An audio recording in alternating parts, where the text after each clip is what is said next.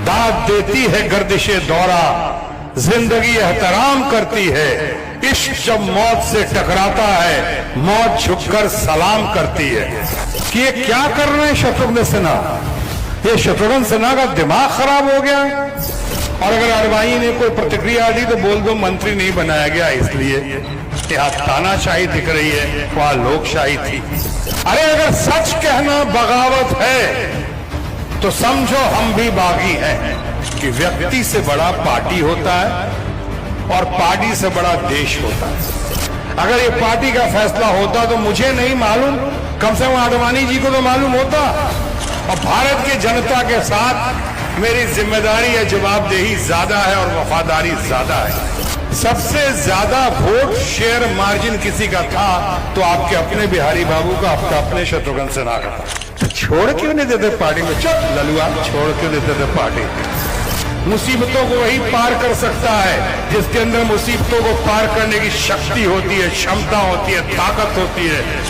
कि फिल्मों में भी कोई रिश्तेदार नहीं और पॉलिटिक्स में भी कोई रिश्तेदार नहीं। बहुत जान है इस सभा में, बहुत जान है। मेरे बारे में बहुत बातें हो रही हैं कि ये क्या कर रहे हैं शत्रुघ्न सिन्हा। ये शत्रुघ्न सिन्हा का दिमाग खराब हो गया है। भारतीय जनता पार्टी में इतने सालों से हैं और आज अपनी पार्टी के खिलाफत बगावत कर रही है। ये मैं सुनता हूं, मैं पढ़ता हूं, हमारे पत्रकार बंधुगण बोलते हैं कि चारों तरफ चर्चा होती है कि आप बागी हो गए हैं, आप भारतीय जनता पार्टी के खिलाफ बगावत कर रहे हैं। क्या यह वजह है कि आपको मंत्री नहीं बनाया इसलिए? हमने कहा यह भी एक प्रचार तंत्र का हिस्सा है।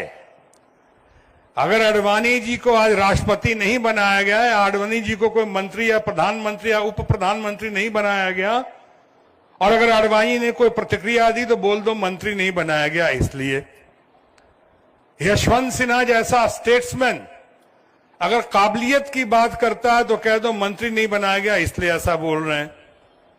मुरली मनोहर जोशी जैसा पंडित, ज्ञानी, गुणी, उनको मंत्री नहीं बनाया गया इसलिए वो रूठे हुए हैं। अरुण शौरी जैसा परम विद्वान, पत्रकारों की आन बान और शान, लेखकों की, और उसे अगर मंत्री नहीं बनाया गया तब वो ऐसी बातें करे। ये क्या तमाशा है? आज के दिन अगर मंत्री बनाया भी जाता तो कितने 90% मंत्रियों को तो आज जानते नहीं है, जानते हैं तो मानते नहीं है, जान गए मान गए तो पहचानते नहीं है, और पहचान गए उनके पास किसी काम के लिए जाए तो किसी काम के नहीं है। आज आपसे ही पूछा जाए, किसी बच्चे से पूछा जाए कि खड़े होकर 5 मंत्री का नाम बताओ, कैबिनेट मंत्री का, तो पहला नाम ले लेंगे वो प्रधानमंत्री का जिनके बारे में नहीं पूछा गया, दूसरा नाम ले लेंगे अमित शाह जी का जो मंत्री नहीं है, वो प्रेसिडेंट है पार्टी के, और तीसरे में ऊ हो जाएगा, ABC। किसी को पहचान, किसी को सारा काम तो पीएमओ से होता, पीएमओ से। मुझसे लोग पूछते थे, हमारे सामने यशवंत भाई से पूछा गया कि अटल जी की सरकार में भारत के भूतपूर्व और अभूतपूर्व प्रधानमंत्री अटल बिहारी वाजपेयी जी, जिन्हें हम श्रद्धा के सुमन अर्पित करते हैं, उनकी सरकार में और इस सरकार में क्या अंतर है? तो यशवंत भाई ने जवाब दिया, वही अंतर है जो लोकशाही में है, लोकशाही में और तानाशाही में होती है। यहां तानाशाही दिख रही है, वहां लोकशाही थी। फर्क है, बहुत फर्क है। मुझे लोग कहते हैं आप बगावत कर रहे हैं। अरे अगर सच कहना बगावत है तो समझो हम भी बागी हैं। सच कहना बगावत है? आप खुद सोचिए कि हम सब इस बात को जानते हैं और मानते हैं कि व्यक्ति से बड़ा पार्टी होता है और पार्टी से बड़ा देश होता है। देश से बड़ा कुछ भी नहीं।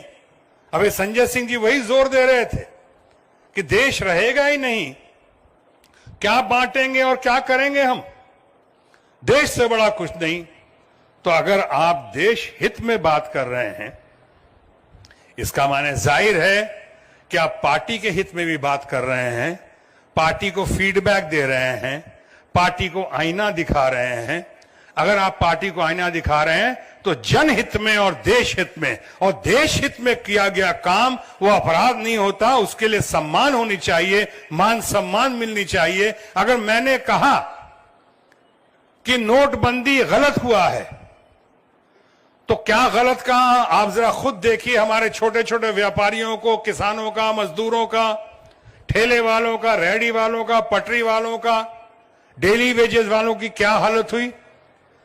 गांव से लोग छोड़ छोड़ के जो दूर दूर से शहरों में आए थे काम करने, और फिर छोड़ छोड़ के चले गए अपने गांव में। छोटी छोटी फैक्ट्रियां बंद हो गई, दुकानें बंद हो गई, काला धन लाएंगे लोग, अपना पैसा लेने के लिए लाइन में खड़े हो गए।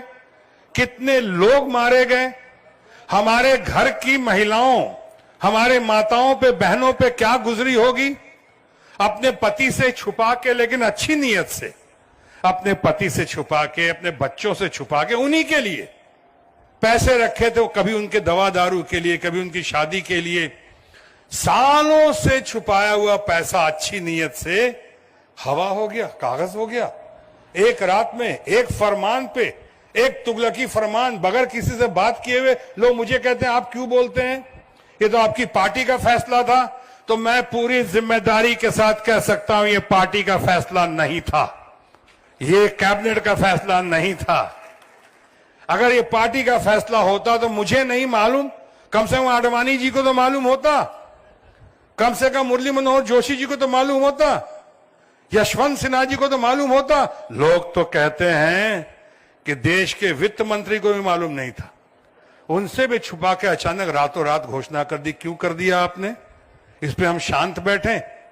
देखिए, मैं भारतीय जनता पार्टी का अवश्य हूं अभी तक, लेकिन उससे पहले मैं भारत की जनता का हूं, और भारत की जनता के साथ मेरी जिम्मेदारी या जवाबदेही ज्यादा है और वफादारी ज्यादा है। अभी नोटबंदी से हम उभर ही नहीं पाए थे कि कॉम्प्लिकेटेड जीएसटी, अच्छों को समझ नहीं है जीएसटी क्या हुआ, कैसे हुआ, क्या मतलब है जीएसटी। यानी कि वन नेशन वन टैक्स की बात हुई थी, जीएसटी लागू किया गया और मैं भी बैठा था रात के 12 बजे, लगा कि शायद देश में दूसरी आजादी आ गई हो। वन नेशन वन टैक्स, आज जीएसटी पे वन नेशन 36 टैक्स आ चुके हैं, और 36 टैक्स से भी ज्यादा आपको शायद पता नहीं हो, साल में 365 दिन होते हैं। इस जीएसटी में 357 अमेंडमेंट्स हो चुके हैं, यानी अभी 365 भी हो जाएंगे, इतने अमेंडमेंट्स हुए हैं। डिजिटल इंडिया, अरे अच्छों को पहले ट्रेनिंग दी नहीं है, काउंसलिंग दी नहीं है, समझ में आता नहीं है, और उसके बाद आप कह रहे डिजिटल इंडिया, जीएसटी। ये जीएसटी का ड्रामा, अगर आप शांत कैसे बैठे?